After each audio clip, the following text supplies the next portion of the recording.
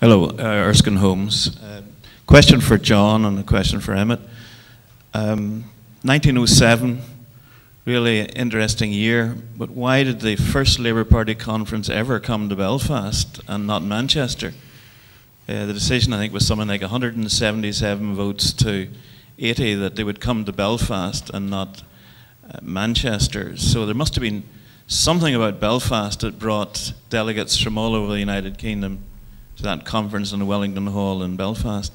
And then the question for Emmett, where does the cooperative movement fit into all this? Because in the book that you referred to on the Irish Citizen Army by O'Casey, there's a poster of the very first recruiting poster for the Irish Citizen Army, and it's got this peculiar phrase in it, along with the other exhortations to come and, you know, fight for Ireland. It's come and fight for a cooperative Commonwealth. So what was the vision behind that? Because as far as Belfast was concerned, the cooperative Commonwealth was down in York Street, probably set up by unionist workers who had a cooperative Commonwealth to buy kind of food they wanted at the prices they wanted, and funerals at the prices they wanted, and milk at the price they wanted, and bread at the prices they wanted, and so on. So what was this cooperative Commonwealth, which seemed to be antagonistic as far as nationalism was concerned? Generally, the nationalists were not at all interested in the cooperative movement because they really didn't want to make Ireland work through cooperation. They preferred to have a situation in which they could say only home rule will solve the Irish economy. Emmett? Yeah. Okay, in relation to 1907, I wouldn't be an expert on why they took the decision, so I can only suggest possibilities.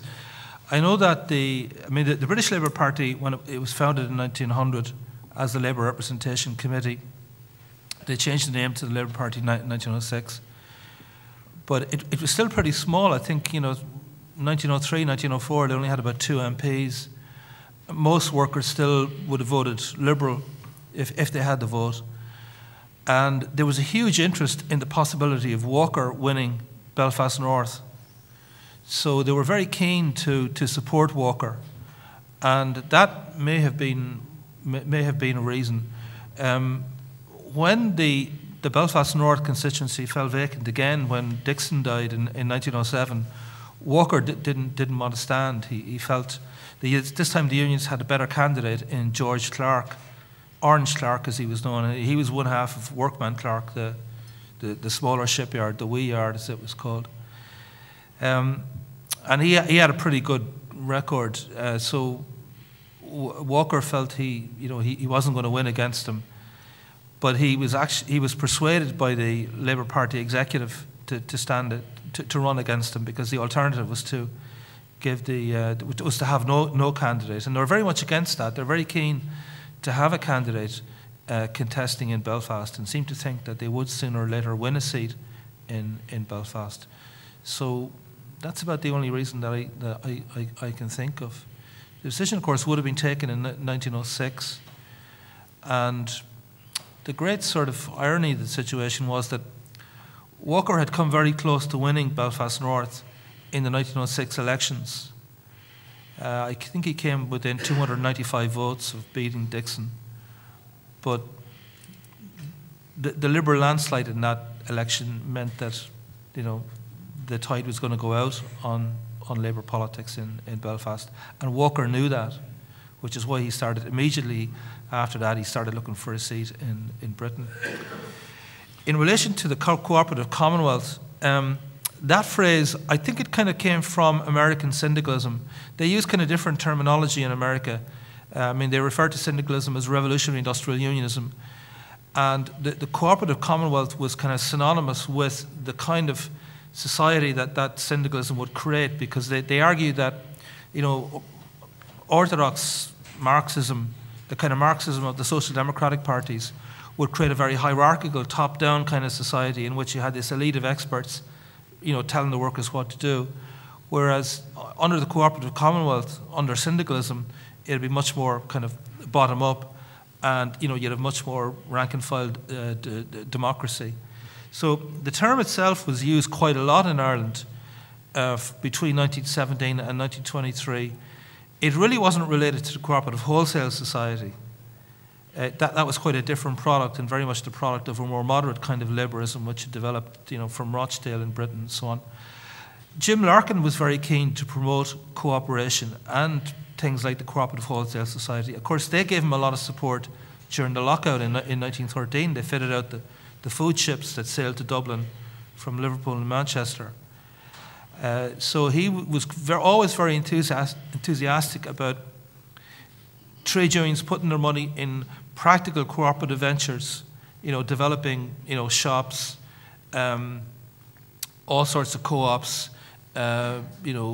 He wanted trade unions to run shipping lines and so on to kind of demonstrate socialism in action. So he personally was very keen on that. As to why the cooperative movement didn't take off in nationalist Ireland, I don't know. The dairy co-ops did, promoted by Horace Plunkett, even though they were also criticised as a way of killing home rule with kindness. But nonetheless, they were quite successful. But in urban nationalist Ireland, it's true that they weren't so successful.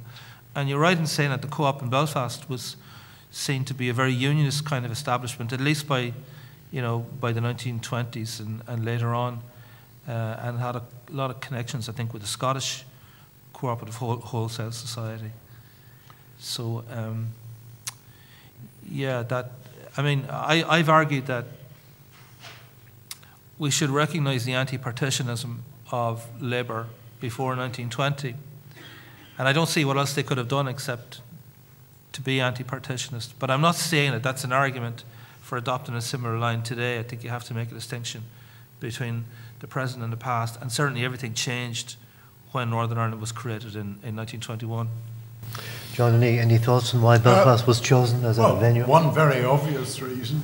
The fastest growing great industrial city in the United Kingdom. After all, it was going to build the Titanic. It was, as one term has it, no mean city. Why not? In addition to the connections that Walker might have had. Just a couple of reflections about the co-op.